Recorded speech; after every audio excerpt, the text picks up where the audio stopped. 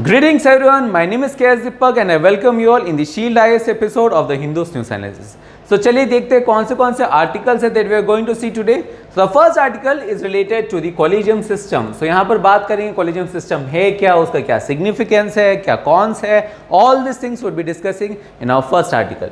The second article is related to India Sri Lanka, particularly with the aspect of 13th Amendment. तो उसके क्या क्या issues हैं, क्या क्या pros हैं, क्या cons हैं, इंडिया का क्या रोल रहा था, all this contemporary happenings would be discussing in our second article. The third article is related to Naga insurgency. So यहाँ पर basics सब समझेंगे, नागा इंसर्जेंसी है क्या, कैसे ओवर द इयर्स इवॉल्व हुआ है, कौन से मेजर प्लेयर्स रहे थे, उनकी क्या क्या कहीं ना कहीं एक्सपेक्टेशंस है, all this things will be discussing in our third article. The fourth article is related to adoption rules. So यहाँ पर जो मेजर एक्ट्स है उस पर डिस्कस करेंगे, उसके क्या क्या मेजर अमेंडमेंट्स हुए थे, अमेंडमेंट्स की क्या सिग्निफिकेंस है, all those things would be in our fourth article. The fifth article is related to lumpy skin disease. So यहाँ पर जो लाइफ स्टॉक से इंपॉर्टेंस है उसे जानेंगे, गवर्नमेंट ऑफ इंडिया ने क्या क्या मेजर्स लिए हैं वो जानेंगे, लंपी स्किन डिसीज का क्या इश्यूज हैं वो जानेंगे, उसको कैसे रिजॉल्व कर सकते हैं, all this things would be now fifth article. The sixth article is related to Central Asia, a very important topic in international relations. So वहाँ पर बात करेंगे सेंट्रल एशिया का इंपॉर्टेंस क्या है, क्या सिग्निफिकेंस है, कौन से मेजर प्लेयर्स है, ये सिग्निफिकेंस क्यों है, all this things would be now sixth article. And the seventh one is related to Rohingyas. So ये जो रोहिंग्यास का जो इशू है वो कहीं ना कहीं बात करेंगे, रोहिंग्यास का इशू क्या है, उनकी जो माइग्रेशन है उसकी वजह से इंडिया एज वेल एज बाकी कंट्रीज की जो इंटरनल सिक्योरिटी है उसमें क्या क्या रैम्पिफिकेशंस है, all this things will be discussing in our seventh article. And as usual the eighth one is related to the quiz of the day. So let's start with the first one which is on the Supreme Court collegium. So ये जो collegium है ये काफ़ी time से news पर रहे हैं because of its contentious nature. So that is why we have already covered it in our 30 July video, जहां पर बेसिक्स कि कॉलेजियम सिस्टम है क्या, क्या क्या मेजर इश्यूज हैं when it comes to the collegium system, और कौन से मेजर जजमेंट्स रहे हैं जो कि ओवर द ईयर्स डिस्कस किए गए थे, जिसकी वजह से ओवर द ईयर्स ये जो कॉलेजियम सिस्टम है उसका शिलान्यास रखा गया था. All this things we have discussed in the 30 July video. So please refer to the video here to have an multiphased understanding on this topic. With that, now let's move to our next topic that is on the India Sri Lanka, जहाँ पर basic जो है that is related to the 13th amendment. So उस पर बात करेंगे on which this article is based. पर ये 13th amendment को जानने से पहले you have to understand the ethnic conflict which underwent in Sri Lanka. So उसको समझने के लिए आपको ये समझना होगा कि कौन से major communities हैं in Sri Lanka. So let's understand. So basically अगर आप पाई चार्ट में देखो कि जो मेजॉरिटी है that is a Sinhalese community जो कि बुद्धिज्म फॉलो करते हैं. So the Sinhalese around 70 to 75% कहीं ना कहीं सिन्हालीज हैं जो कि बुद्धिस्ट हैं, और they are the majority in Sri Lanka. जबकि माइनॉरिटीज़ कौन है, माइनॉरिटीज़ हैं Tamils, the Sri Lankan Tamils as well as the Indian Tamils. तो वो कहीं ना कहीं एक माइनॉरिटी स्टेक रखते हैं इन द पॉलिटिक्स, और इसके कारण इनके बीच पर एक कॉन्फ्लिक्ट है, Sinhalese as well as Tamils के बीच में एक कॉन्फ्लिक्ट है which then led to the formation of LTTE. LTTE का formation was because of the ethnic conflicts between the Tamils as well as the Sinhalese, और इनके वजह से काफ़ी सारे वार्स भी हुए हैं जिसे हम लोग कहते हैं सिविल वार्स, जिसे हम लोग कहते हैं इलम वार. सो ये सब कहीं ना कहीं LTTE के बीच में जो हुआ था that was because of the ethnic issues between the minority Tamil and the majority Sinhalese. अब यहाँ पर अगर आप मैप में देखें, so this Tamils have a region in the northern share, in the northern part of the Sri Lanka में ये तमिल्स कहीं ना कहीं situated है, और इस वजह से ये जो तमिल्स है they are having close ties with the Tamils of India.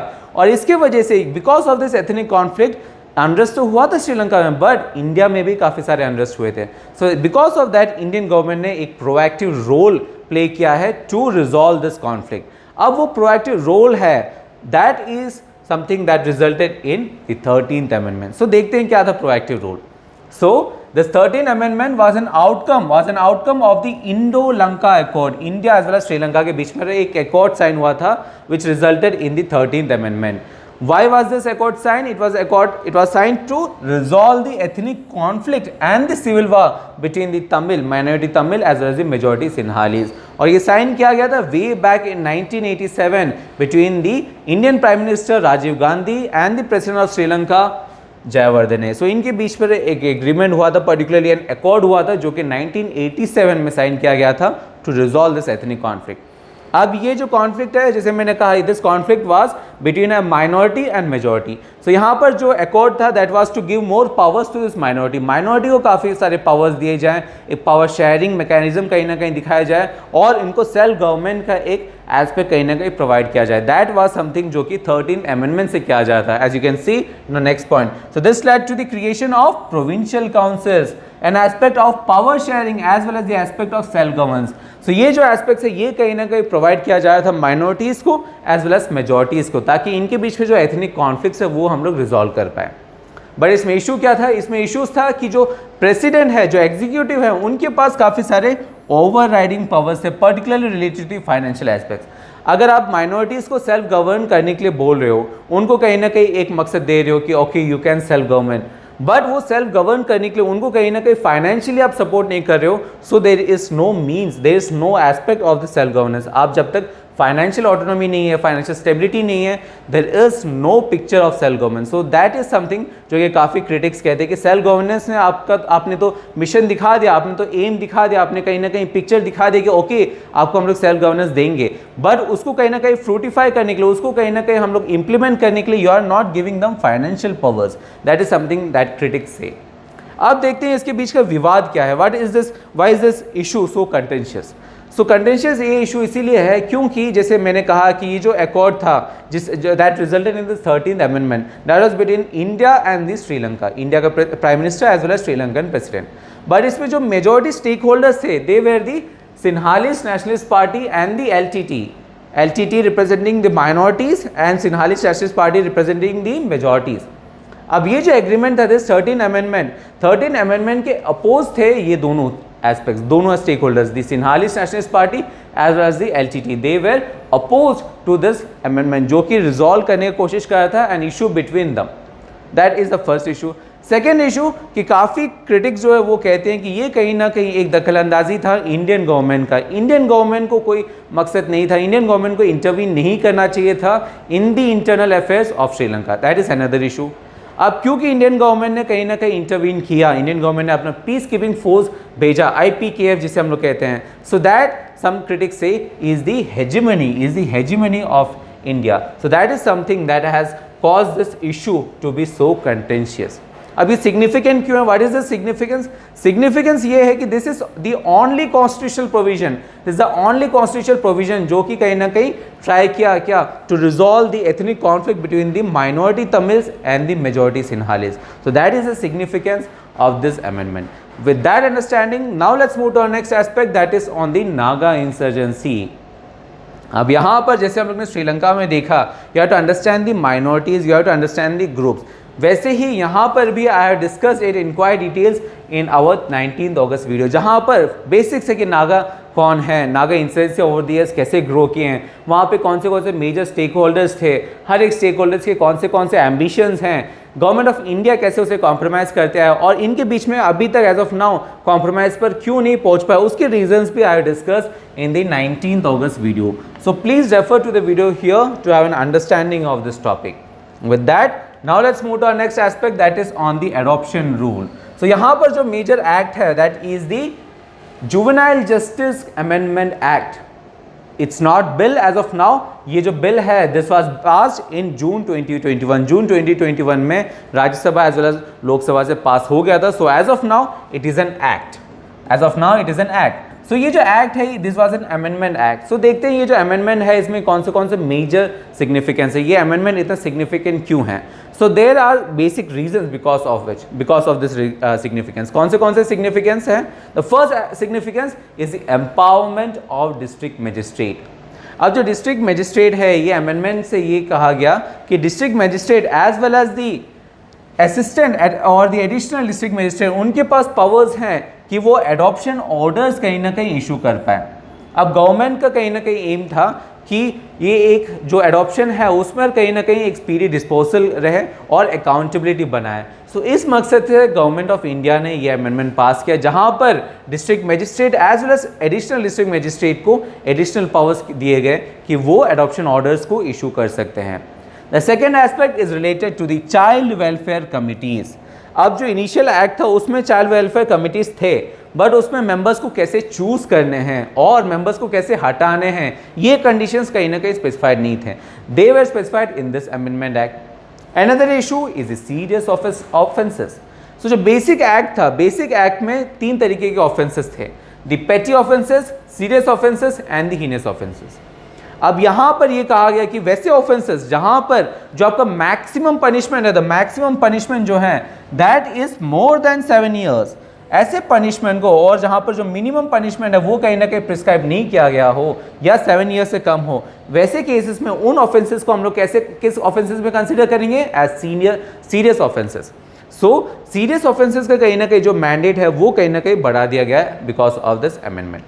Another issue is the designated courts. Designated courts, ये जो actions हैं, ये जो issues हैं related to adoption, उसे resolve करने के लिए, उसे एक speedy resolve देने के लिए, उसमें accountability लाने के लिए गवर्नमेंट ऑफ इंडिया ने चिल्ड्रन कोर्ट लॉन्च किया. सो दैट इज समथिंग जो कि कहीं ना कहीं ये अमेंडमेंट एक्ट से लाया गया था. With that aspect now let's move to our next understanding, that is on lumpy skin disease. अब लंपी स्किन डिसीज जो है ये टॉपिक कंसिस्टेंटली न्यूज़पेपर में रहे हैं काफ़ी टाइम से.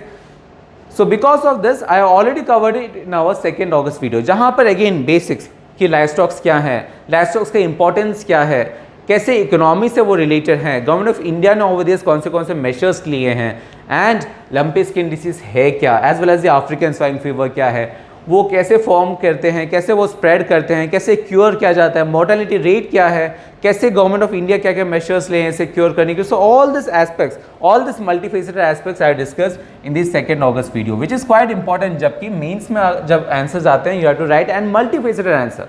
सो I have discuss in that manner in our 2nd August video. So please refer to the video here. With that now let's move to our next aspect, that is on the central Asia. अब जैसे मैंने starting में भी कहा, Central Asia is a very important topic in international relations. क्यों? Because of its significance. अभी जो significance है that I have already decoded in our 24th August video कि क्या है सिग्निफिकेंस, क्यों India as well as China और जो बाकी के प्लेयर्स हैं वो कहीं ना कहीं अपना जो स्ट्रेटेजिक डेप्थ है वो बरकरार रखना चाहते हैं या स्ट्रेटेजिक डेप्थ बढ़ाना चाहते हैं इन सेंट्रल एशिया. उसका रीज़न क्या है, लोकेशन हो, मिनरल्स हो, क्या है reason, all those things I discuss in the 24th August. As well as I also discuss the major players that act in Central Asia. So all this aspects, कौन से major players हैं, उनका क्या roles है, उनका क्या perception है, उन क्या सिग्निफिकेंस है, all those things I have discussed in the 24th August. So please refer to the video here to have an understanding of this contemporary topic. With that, now let's move to our next topic, that is on Rohingyas. अब जैसे मैंने central Asia का बात किया वैसे ही Rohingyas is also an important topic और ये काफ़ी टाइम से कंसिस्टेंटली कवर किए गए हैं with related to the Indian politics as well as the Bangladesh के पॉलिटिक्स में. और इस वजह से I already covered it in our 18th August video, जहाँ पर काफ़ी बेसिक, जैसे हम लोग ने श्रीलंका में देखा कौन से माइनॉरिटीज़ हैं, कौन से मेजॉरिटीज़ हैं, एथनिक कहीं ना कहीं जो कॉन्फ्लिक्ट्स है वो क्या है, वैसे ही I have discussed, I have recorded all this aspects in Myanmar also. कौन से मेजर कम्युनिटीज़ हैं, इनके बीच में कौन माइनॉरिटीज़ हैं, कौन मेजॉरिटीज़ हैं, और रोहिंग्यास को कैसे ओवर द ईयर्स कहीं ना कहीं एट्रोसिटीज़ फेस करना पड़ा है और इसके वजह से वो कहाँ माइग्रेट किए हैं, वो माइग्रेशन की वजह से इंडिया एज वेल एज दूसरे कंट्रीज में क्या सिक्योरिटी के इश्यूज हैं, इंटरनल सिक्योरिटी के ऊपर क्या रैम्पिफिकेशंस है, all this things I discuss in our 18th August video. So please refer to the video here to an understanding of this topic of Rohingyas. With that, now let's see the quiz of the day. अब आज का जो quiz है that is related to static questions. The first question is related to international agreement as well as the subjects related to those agreement. So please try to attempt this question. The second one is related to a term known as a West Texas Intermediate. Now please try to attempt this question. These are static questions और इन questions के answers along with the explanations would be provided in the form of PDF, जिसका जो link है वो आपको video के description में मिल जाएगा. एज वेल एज जो PPT है जिसके ऊपर हम लोग ने एनालिसिस किया, that also in the form of PDF you would get in our Telegram group. So if you haven't joined our Telegram group, please do join. Don't wait. As well as जो link है PPT का, that also I will be forwarding in our video's description. So with that, I hope today's analysis was beneficial for you guys. We hope that you study hard, work hard, but most importantly, you should stay safe. With that, see you tomorrow.